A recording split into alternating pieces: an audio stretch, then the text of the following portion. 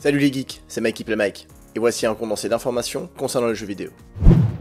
Suite au succès de l'adaptation de Castlevania en série animée par Netflix, le producteur de celle-ci a annoncé qu'il travaille avec une société japonaise iconique pour adapter une de leurs franchises iconiques en série. La réponse sur ce quoi il travaille sera donnée le 16 novembre. Quelle adaptation japonaise, me direz-vous les geeks? Eh bien le site spécialisé dans l'actualité du cinéma The Wrap assure qu'il s'agit d'une série sur The Legend of Zelda. Actuellement, on ne sait pas s'il s'agit d'un dessin animé ou d'une série en prise de vue réelle, et savoir si Netflix s'occupera de la diffusion reste pour le moment un mystère. Suspense les geeks, suspense. Des nouvelles images de Kingdom Hearts 3 ont récemment été diffusées, et le jeu est toujours aussi beau. Nous avons donc le droit à une nouvelle bande-annonce avec le monde du Disney Réponse. Nous y voyons la princesse, ainsi que Flight Rider, Sora, Donald et Dingo. Plusieurs phases de gameplay sont montrées. Une autre bande-annonce a également été dévoilée, et celle-ci nous montre le monde de la forêt des rêves bleus avec Winnie l'ourson.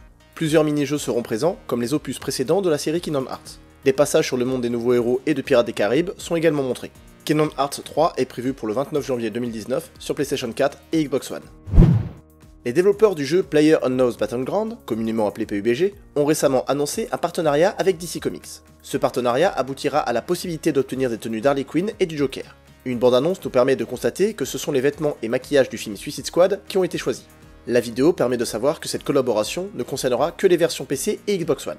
La date de sortie de ces skins en téléchargement n'a pas encore été dévoilée pour le moment. A savoir également les geeks que PUBG devrait normalement sortir sur PS4.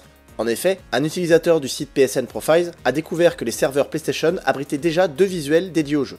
Fera-t-il le poids face à son concurrent Fortnite? N'hésitez pas à me le dire en commentaire.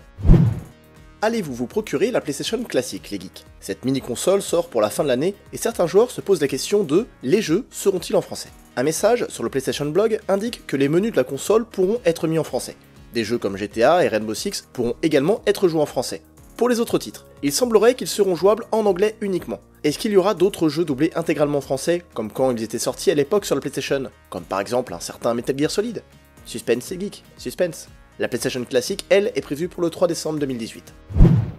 Hearthstone, jeu de cartes qui mélange les personnages de l'univers Warcraft en jeu free-to-play, accessible à tous, vient de passer le cap des 100 millions de joueurs sur PC, iOS et Android.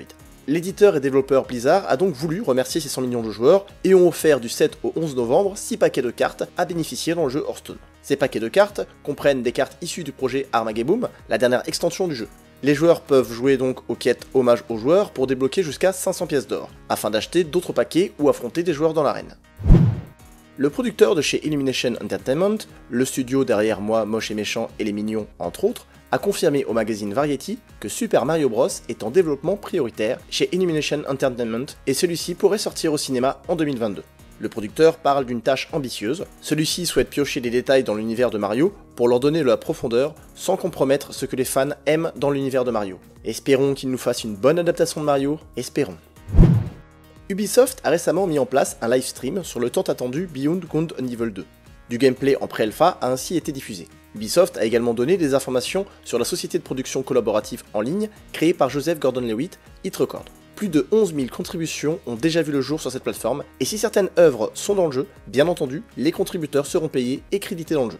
Le directeur de la partie audio est par la suite venu discuter des musiques. 2 extraits musicaux ont donc été dévoilés. Le premier a pour thème l'esclavage que subissent les hybrides, et le deuxième est sur des airs de reggae avec différentes langues, dont du français.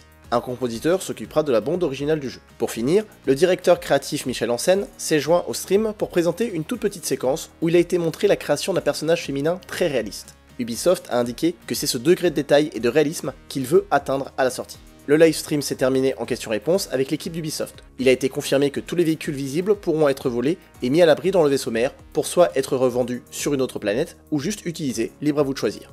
Le prochain rendez-vous avec Beyond Good and Evil 2 est pour le 10 décembre 2018 pour un 4ème Space Monkey Report avec une présentation de la démo présentée à l'E3 2018.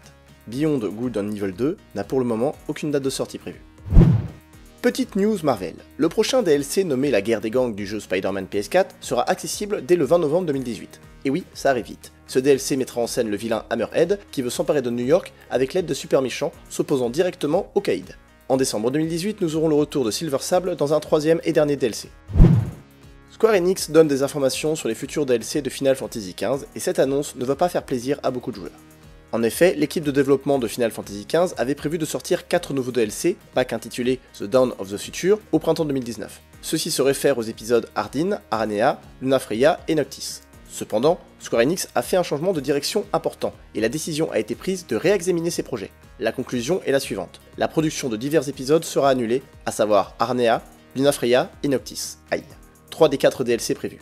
Square Enix développe toujours l'épisode Ardyn et ils visent toujours une sortie en mars 2019. Ils savent que beaucoup de fans étaient impatients de mettre la main sur ces épisodes, toute l'équipe de développement regrette de ne pas être en mesure de répondre aux attentes. Et en raison de ce changement d'orientation, Square Enix décide également de concentrer ses ressources sur le développement de jeux AAA. Il en résulte la décision d'annuler la production des 3 DLC sur 4. Voilà. Désolé pour les fans de Final Fantasy XV, mais visiblement Square Enix préfère se concentrer sur ses futurs projets et d'en finir avec Final Fantasy XV. Le mode multijoueur de Red Dead Redemption 2, intitulé Red Dead Online, doit arriver pour le mois de novembre 2018 avec une bêta. Lors d'une rencontre avec ses actionnaires, le président de Tech2, propriétaire de Rockstar Games, a annoncé que le mode multijoueur de Red Dead Redemption 2 verrait le jour vers la fin du mois de novembre. Encore un peu de patience les geeks, Red Dead Online arrive bientôt. Voilà pour les infos jeux vidéo de la semaine, c'était Mike. Salut!